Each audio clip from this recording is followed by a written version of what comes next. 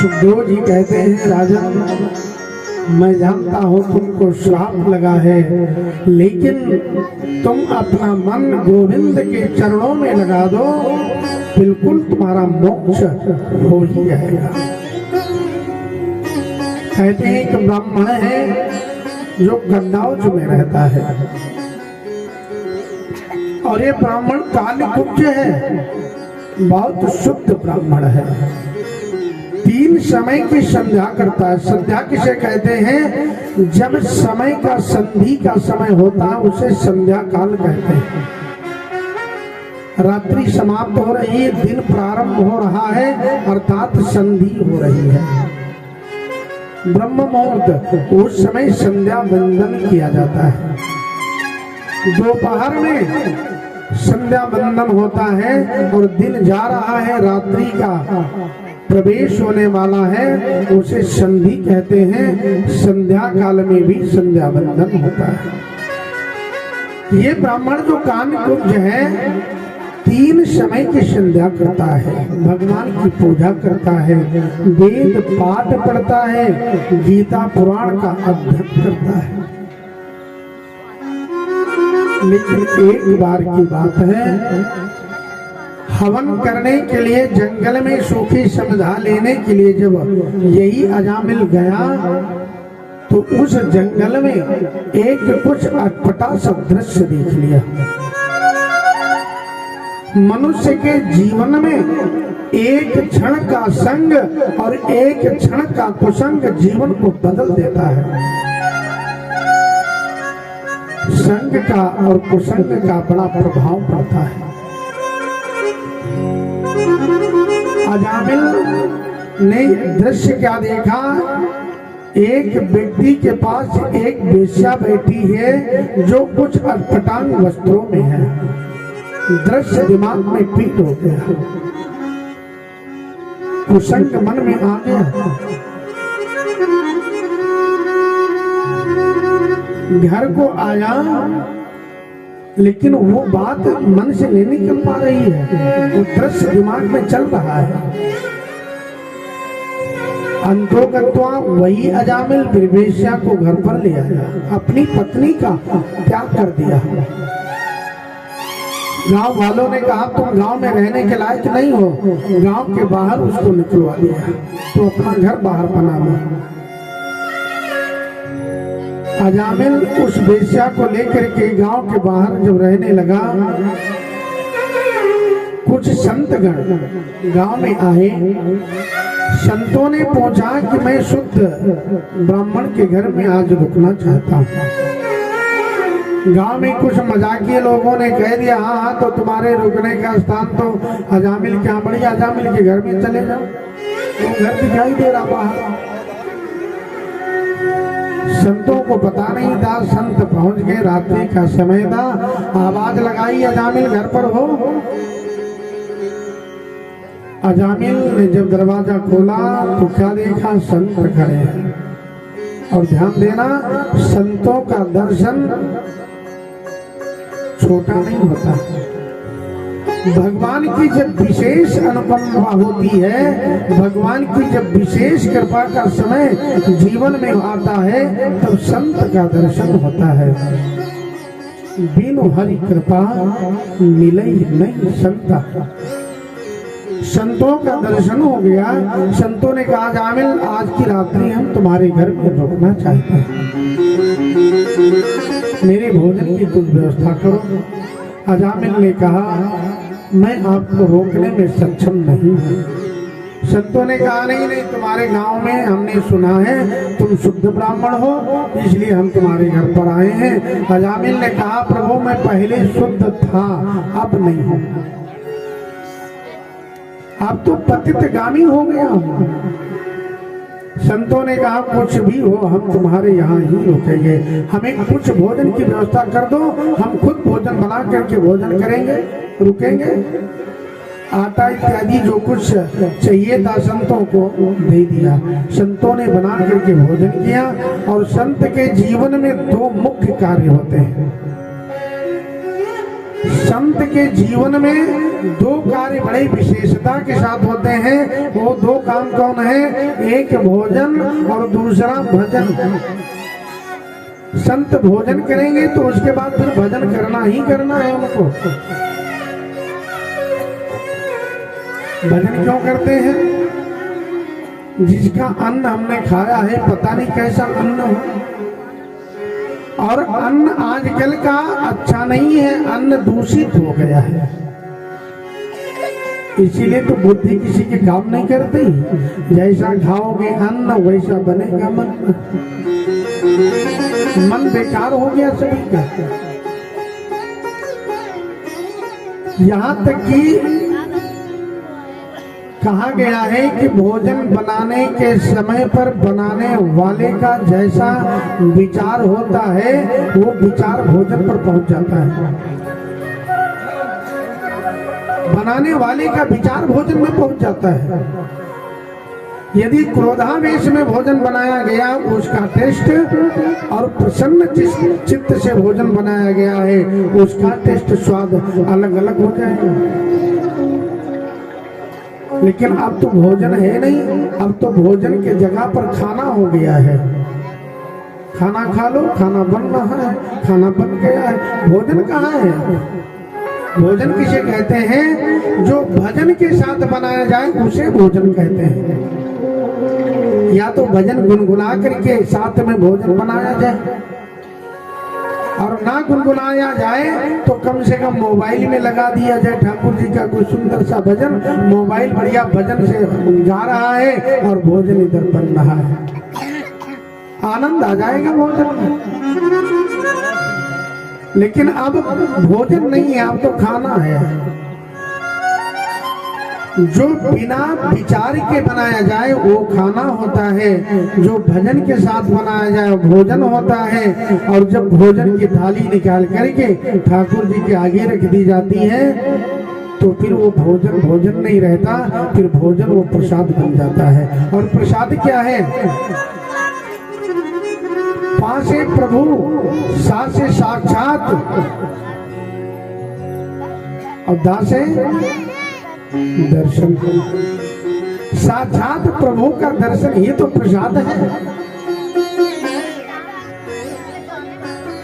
संतों ने भोजन किया उसके बाद भजन में लग गए, और भजन जब संत करने लगे, अजामिल भी संतों के पास बैठ गया।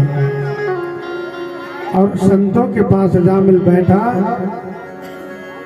तो मानस कहती है कि मम गुण गावत पुलक शरीरा। राम जी लक्ष्मण से अरण्य कांड में कहते हैं कि मेरे गुणों को गाते गाते जब रोम रोम पुलकित हो जाए तो समझ लो मेरी भक्ति प्राप्त होने वाली है। आंखों से अश्रु गिरने लगे भगवान की कथा सुनते सुनते। तो अश्रु नहीं है, अश्रुओं के रूप में समझ लो व्यक्ति के पाप बह रहे हैं। अजामिल संतों के पास बैठा रहा, सत्संग सुनता रहा, और रात्रि भर आंखों से अश्रु अजामिल के बहते रहे। उन अश्रुओं में अजामिल का किया हुआ सारा पाप बह गया। प्रातः संत जाने लगे। अजामिल ने कहा हमको भी साथ में ले चलो। संतों ने कहा नहीं, तुम्हारी पत्नी अभी गर्भवती है, इस बार जो तुम्हारी पत्नी के गर्भ से संतान हो उसका नाम मेरे कहने से नारायण रख देना, लीला भी बाकी है। संत चले गए। समय आया, पुत्र प्राप्ति हुई। संतों के कहने के अनुसार अजामिल ने पुत्र का नाम रखा क्या? नारायण। आप लोग भी जरा बोलिए जोर से, क्या नाम रखा है? क्या रखा? हाँ, इसीलिए कहते हैं इसका भी तुमको फायदा मिलेगा समय पर। अजामिल ने अपने पुत्र का नाम रखा नारायण। और वही अजामिल के जब मरने का समय आया, यमराज के दूत रस्सी और पास जब लेकर के आए, उस समय पर अजामिल ने अपने बेटे नारायण को याद कर लिया। बेटा नारायण देखो ये काले काले मेरे पास कौन खड़े हैं, जरा इनको मार के भगाओ तो। बेटा नारायण कहाँ हो? नारायण जल्दी आ जाओ। और ये नारायण अजामिल ने कहा तो नारायण के कान के पर्दे हिल गए। भगवान नारायण ने अपने पार्षदों से कहा कि जाओ देखो मेरा भक्त मुझको बुला रहा है। पार्षद आ गया। यमराज के दूतों ने भगवान के पार्षदों को देखा तो कहा भैया तुम कहां से? ये चार चार हाथ लगा के आ गए। भगवान के पार्षद कहते हैं तुम काले के लुट्टे कहां से आ गए भैया? अरे हम इसको लेने के लिए आए, पापी है। भगवान के पार्षद कहते हैं पापी रहा होगा लेकिन अब नहीं है, अब नहीं है। क्योंकि मरने के समय पर जो व्यक्ति भगवान का नाम ले लेता है पापी नहीं होता है। मरने के समय पर इसने नारायण कहा है। यमराज के दूतों ने कहा नारायण नहीं कहा है, अपने बेटों को आवाज कर रहा था, गलती से इसने नारायण कह दिया है।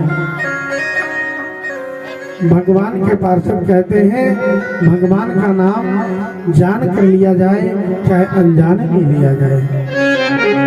भाय को भाय अनक आलस हो, भाय को भाय अनक आलस हो, नाम जपत मन जल्दी रस हो, नाम जपत मन जल्दी रस हो। राम एकता बस पिया तारी, राम एकता बस पिया तारी, नाम कोटि खल सुमति सुधारी, नाम कोटि खल सुमति सुधारी। कहाँ लगी नाम बढ़ाए, नाम कहाँ लगी नाम बढ़ाए, राम न सकहि नाम गुण गाए, राम न सकहि नाम गुण गाए, राम न सकहि नाम गुण गाए, नाम गुण गाए, नाम गुण गाए।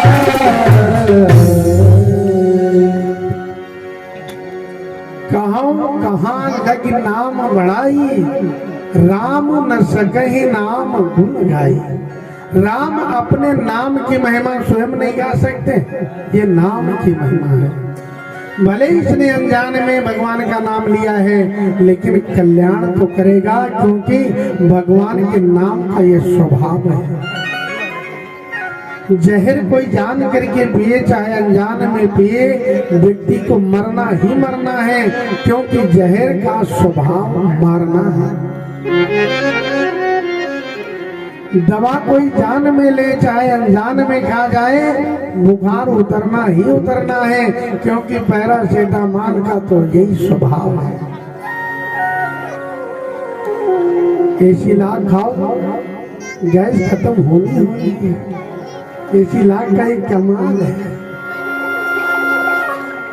करंट को जान कर छो तो करंट लगे, अनजान में छो जाओ तो भी करंट लगे, क्योंकि करंट का स्वभाव है। आग को जान कर छुए तो आग जला देती है, आग को अनजान में पकड़ ले तब भी आग जला देती है, क्योंकि आग का ये स्वभाव है।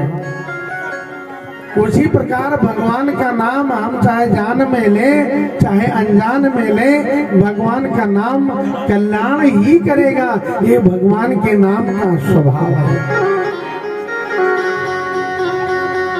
और भगवान के पार्षद अजामिल को लेकर के विमान में बिठाकर और सीधे साकेत लोक को लेकर चले गए। अच्छा, यहाँ अजामिल को कहा जाए कि मोक्ष प्राप्ति हो गई तो भाई भगवान के पास पहुंच गया, मोक्ष हो गया। कुछ लोग मरते हैं तो स्वर्ग में पहुंचते हैं तो उनको लिखा जाता है स्वर्गीय, लेकिन आज तक मरने के बाद किसी ने नरकीय नहीं लिखाया। अच्छा, नरकीय लिखाया नहीं तो इसके मतलब फिर नरक में ताला लगा है। सभी लोग स्वर्ग में ही जाते, नरक में कोई जाता नहीं है। आखिर लिखाने वाले ये जान कैसे पाते हैं कि मेरे यहाँ कोई मरा है तो वो स्वर्ग को ही गया, नरक नहीं गया? यदि तुम्हें पता नहीं तो लिखाया कैसे स्वर्गीय? कितना भी बड़ा पापी हो, नरकीय कोई नहीं लिखा था। अजामिल को लेकर के भगवान के पास चले गए। यमराज के दूत यमराज के पास पहुंचे और कहा तुम्हारी नौकरी नहीं करेंगे। क्यों? कोई कितना भी बड़ा पापी क्यों ना हो, और मरने के समय पर यदि राम कृष्ण नारायण कह दे तो 4-4 हाथ वाले आ जाते हैं। मारपीट करके भगा दिया। ये 4 हाथ वाले आ गए। कौन है 4 हाथ वाले? अरे वही नारायण के कोई दूत थे, और जैसे नारायण का नाम यमराज के दूतों ने लिया वैसे यमराज ने मुंह पे हाथ लगा दिया। हाँ, ये नाम मत लेना। क्यों? यदि ये नाम दोबारा ले लिया और हमारे यहाँ ये नरक में जितने पड़े हुए हैं उनके कानों में यदि ये शब्द पहुंचेगा तो सबको यहाँ से निकाल करके अलग करना पड़ेगा। यमराज के दूतों ने कहा ये नाम की महिमा है। आखिर तो नारायण के नाम की क्या विशेषता है जो कान में पड़ते ही व्यक्ति स्वर्ग पहुंचता, नरक से निकाल दिया जाता है? आखिर इस नाम की महिमा हमें बता। यमराज ने कहा हम क्या जाने, तो कौन जानेगा? यमराज कहते हैं कहाँ हूँ कहाँ लगी नाम बढ़ाए, राम न सकहीं नाम गुण गाए। जिनका नाम है ना वो खुद नहीं जानते मेरे नाम का प्रभाव क्या है।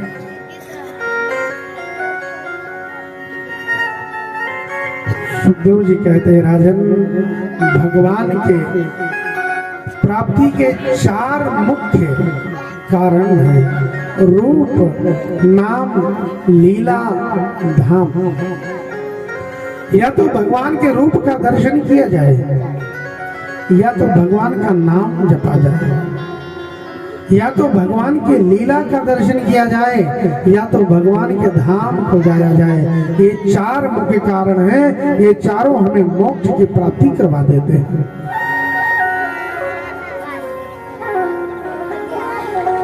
सप्तम स्कंद में प्रहलाद चरित्र का वर्णन सुखदेव जी करते हैं और कहते हैं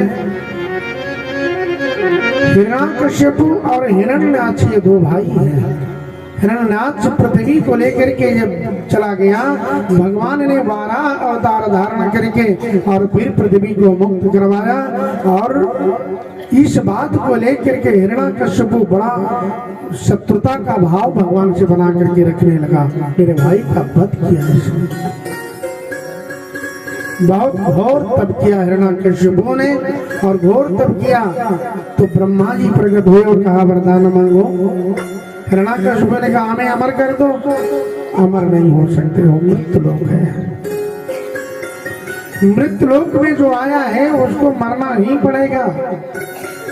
पेड़ में फल आया है तो टूटेगा, आग जली है तो बुझेगी। तुम और कुछ मांग लो। हिरण्याकश्यप ने कहा अच्छा ये बात है, तो ये वरदान दे दो कि मैं ना दिन में मरूं ना रात में मरूं। ठीक है, ना अंदर मरूं ना बाहर मरूं, ना अस्त्र से मरूं ना शस्त्र से मरूं, ना नर से मरूं ना नारायण से मरूं, ना पृथ्वी पर मरूं ना आकाश में मरूं। और क्या मांगा? 12 महीनों में किसी महीने में